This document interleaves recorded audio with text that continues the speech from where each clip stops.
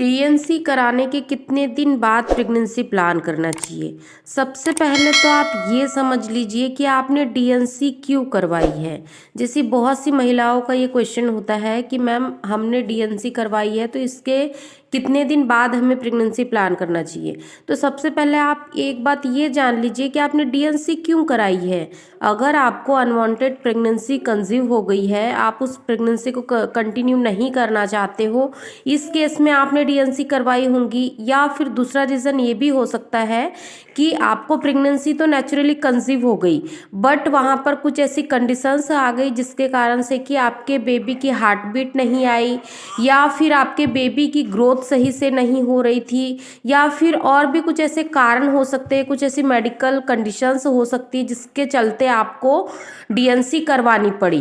तो सबसे पहले आप ये समझ लीजिए कि जब आप डीएनसी करवाते हो उसके कितने दिन बाद महिलाओं के पीरियड रेगुलर होते हैं। मान लीजिए आपने डीएनसी करवाई है 1 तारीख को और आप वेट कर रहे हो नेक्स्ट 1 तारीख को कि आपके पीरियड आ जाएंगे, लेकिन कभी कभी ये होता है कि आपका उस महीने पे पीरियड नहीं आएगा, क्योंकि जब आप डीएनसी करवाते हो उस समय पर भी आपके बॉडी से काफ़ी ज़्यादा ब्लड लॉस होता है, आपके शरीर में हीमोग्लोबिन की कमी हो जाती है, जिसके चलते महिलाओं के पीरियड उस टाइम पर नहीं आते हैं।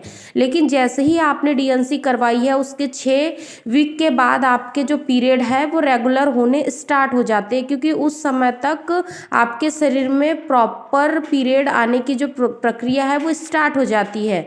तो फिर महिलाओं का क्वेश्चन ये होता है कि हमें अब प्रेगनेंसी प्लान करना चाहिए या नहीं। देखिए फ्रेंड्स, जैसे ही आपके पीरियड रेगुलर हो जाते हैं, पीरियड रेगुलर होने के साथ ही आपके जो ओवुलेशन है वो भी रेगुलर होने लग जाते हैं। तो आप इस समय पर भी प्रेगनेंसी प्लान कर सकते हो, बट शर्त एक ये है कि उस समय पर आपके शरीर में ऐसी कोई भी कमी नहीं रहना चाहिए, आपके शरीर में हीमोग्लोबिन की कमी नहीं होना चाहिए, आपकी मेडिकल कंडीशंस ठीक होनी चाहिए, आपको किसी भी प्रकार की डिसीज़ नहीं होनी चाहिए, या फिर हम यूँ कहें कि आपने मेंटली और फिजिकली तौर पर तैयार होना चाहिए नेक्स्ट प्रेगनेंसी के लिए।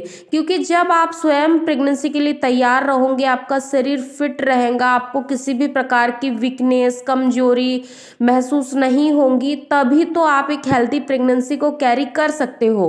क्योंकि बहुत बार क्या होता है कि महिलाएं कंसीव करने के लिए प्लानिंग तो कर लेती है, बट वो अंदर से इतनी स्ट्रांग नहीं होती है, उनकी बॉडी रेडी नहीं होती है कंसीव करने के लिए, बट फिर भी वो लोग चाहते हैं कि हमें प्रेगनेंसी कंसीव हो जाए। बट ऐसे में अगर आप प्रेगनेंसी कंसीव भी कर लेते हो, अगर आपके शरीर में काफ़ी ज़्यादा हीमोग्लोबिन की कमी है और कोई और भी डिसीज़ आपके साथ हुई है, तो अगर ऐसे में आप कंसीव कर लेते हो तो फिर आपकी प्रेगनेंसी में और भी कॉम्प्लिकेशंस आ सकते हैं, आपकी प्रेगनेंसी स्टेबल नहीं रहेंगी, आप एक हेल्दी बेबी को कंसीव नहीं कर पाओगे, क्योंकि एक हेल्दी मदर ही एक हेल्दी बेबी को डिलीवर करती है। इसीलिए आपको इन बातों पर पहले ध्यान देना चाहिए, आपकी मेडिकल कंडीशंस को ठीक करना चाहिए, इसके बाद ही आपको बेबी प्लानिंग करनी चाहिए।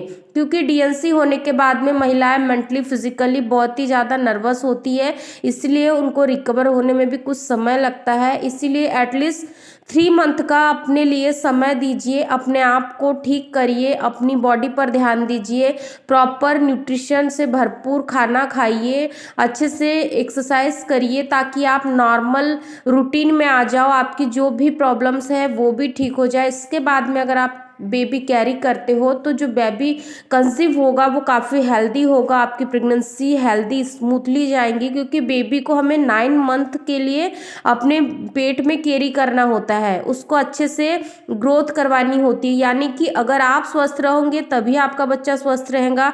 इसलिए आप हमेशा ध्यान रखिए कि डीएनसी होने के बाद में आप जल्दबाजी ना करें, बल्कि आप ज़्यादा से ज़्यादा अपनी हेल्थ पर ध्यान दें, खुश रहे, हैप्पी फील करें। चाहे आपकी डीएनसी होने के पीछे कुछ भी कारण रहे हो सकता है कुछ भी प्रॉब्लम हो सकती है। डीएनसी हर महिला की अलग अलग कंडीशंस में डॉक्टर करवाने के लिए कहते हैं, इसीलिए आप इन सभी बातों पर ध्यान दीजिए।